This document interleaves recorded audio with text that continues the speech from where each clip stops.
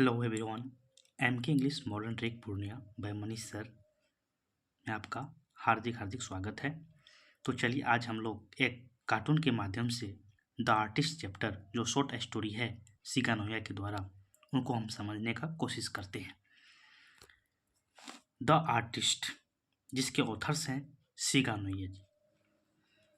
Shiga Noah जी का जन्म 20 फरवरी 1883 ईस्वी को जापान में हुआ और इसका निधन 21 अक्टूबर 1971 में जापान में ही हुआ।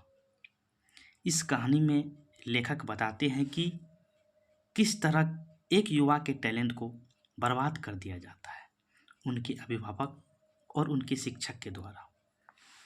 इस कहानी में 12 साल का एक लड़का शिबई नाम रहता है लड़का का, जो हार्वर्ड टाउन में रहता है। उनके पिताजी एक कारपेंटर थे जो लकड़ी के सामान कुर्सी बेंच बनाते थे और सेबई प्राथमिक विद्यालय का एक छात्र था। सेबई लौकी को बहुत पसंद करता था। वह लौकी का बहुत शौकीन था। उसके माता पिताजी जानते थे कि सेबई बाजार जाता है तो लौकी जरूर खरीद के लाता है और उसके ऊपर छेद करके उससे बीज निकालकर उसके ऊपर चाय के पत्तियां डाल देता था ताकि उससे खराब बदबू ना निकले और लौकी भी स्वस्थ रहे। और फिर उसमें सुखाता था और पॉलिश करके घरों में टांग देता था।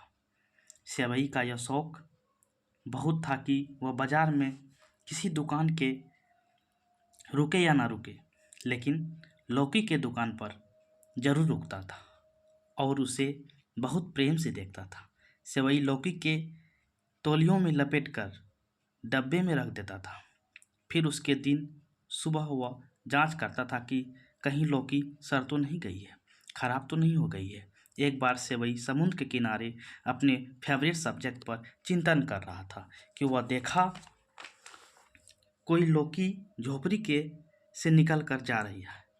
तभी वह देखता है और उसे सामने एक होता क्या है, वह मंथन में रहता है और बुजुर्ग व्यक्ति उधर से निकलता है वह झोपड़ी से। वह समझ लेता है उनके हेड को देखते हुए वह लौकी है, लेकिन दरअसल वह बुजुर्ग व्यक्ति का सर रहता है।